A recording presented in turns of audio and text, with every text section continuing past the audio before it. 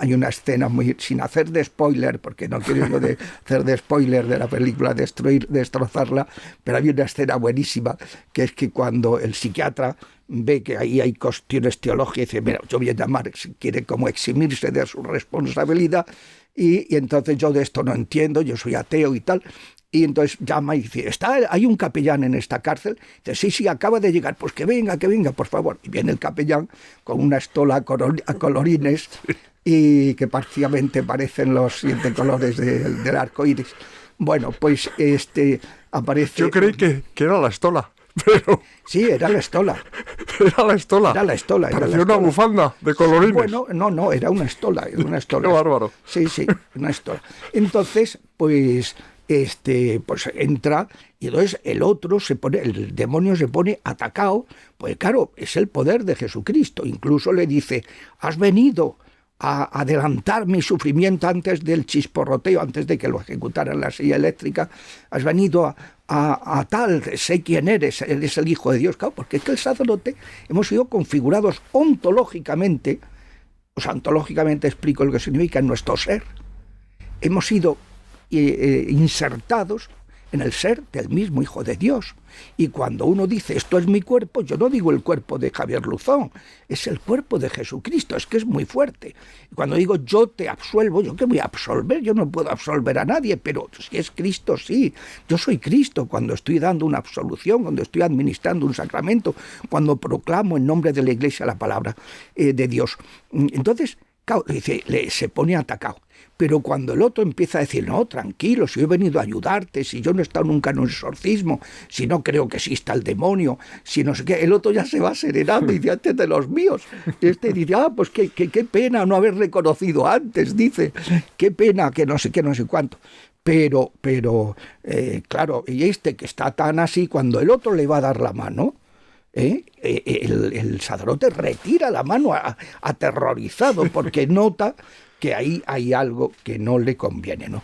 Es decir, es el gran problema de la teología del siglo XX, la negación de eso. ¿De dónde viene? Eso viene de la gran calamidad de la modernidad. Al hilo de lo que ha comentado, es que me parece importantísimo esta escena que usted le sublimó de la película, esta increencia absoluta del sacerdote claro. En el demonio, es algo que hay que trasladarlo a la sociedad actual. Ese es el problema que tenemos.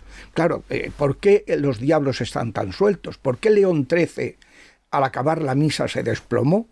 Porque tuvo una visión en la que vio cómo el diablo invadía la Iglesia en el siglo XX. Iba a actuar a sus anchas sin ningún freno.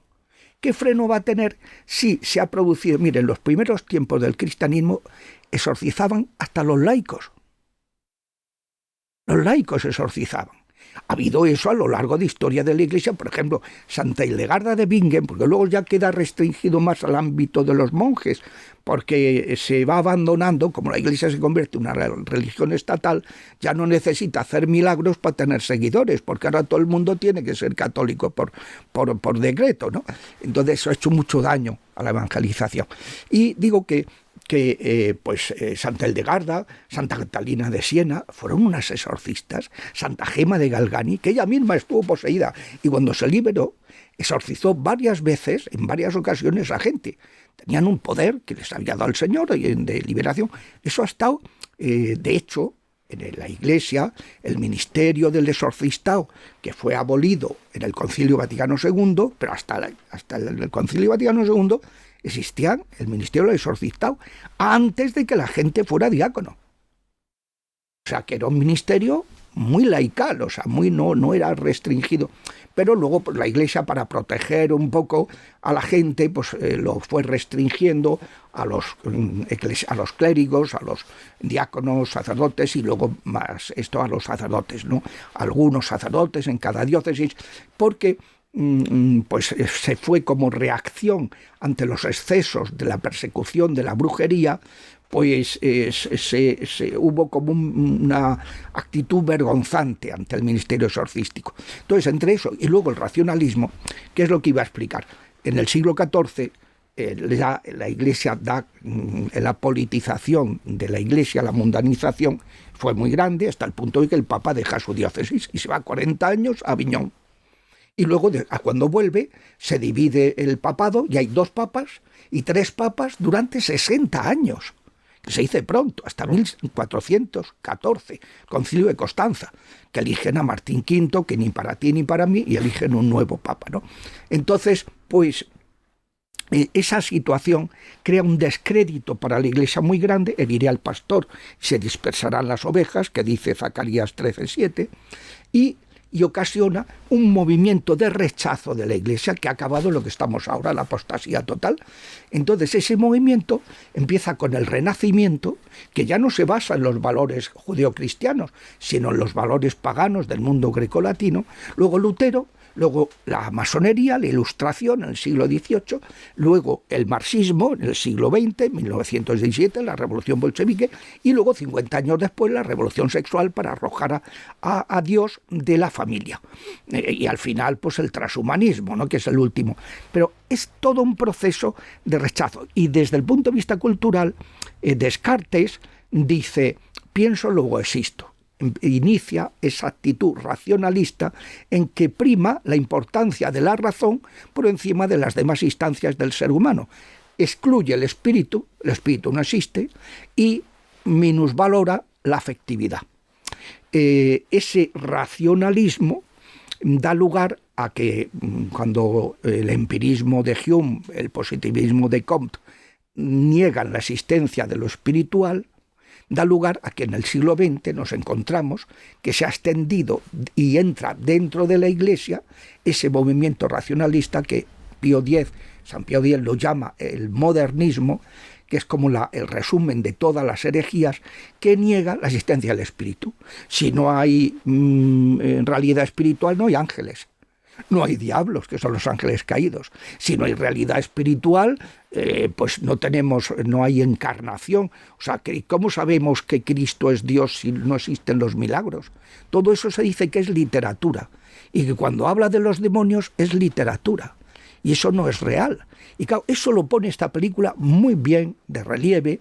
Va explicando cómo fue la creación, por qué los demonios rechazaron a Dios, quisieron la primacía de la soberbia, querer ser como Dios, como cuando Dios crea al ser humano, le sienta fatal que vaya a ver gente, dice, crea a los hombres para rellenar los huecos en su reino, que el enemigo tenía en su reino, el enemigo es Dios, ¿no? Que tenía en su reino para rellenar esos huecos que nosotros habíamos dejado. Qué canallada, qué bofetón nos dio y tal, pero ya nos organizamos nosotros para que no fueran al cielo, ¿no?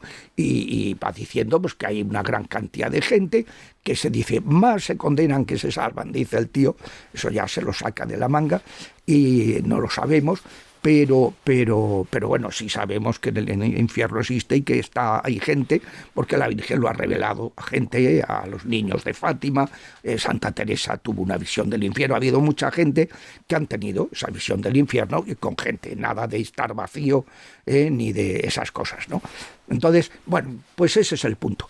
La negación de la realidad espiritual. Claro, esta película lo que hace es reírse, ironizar. Reírse no, ironizar, con unos argumentos muy profundos puestos en boca del diablo, que es que tiene guasa, ¿no? Que sea el diablo el que le está diciendo eres una basura biológica, le llama al psiquiatra, o eres un desecho de no sé, mental, porque el otro le dice, no, esto no es racional, y dice, soy el ser más racional que existe. Y es verdad, los diablos no tienen corazón.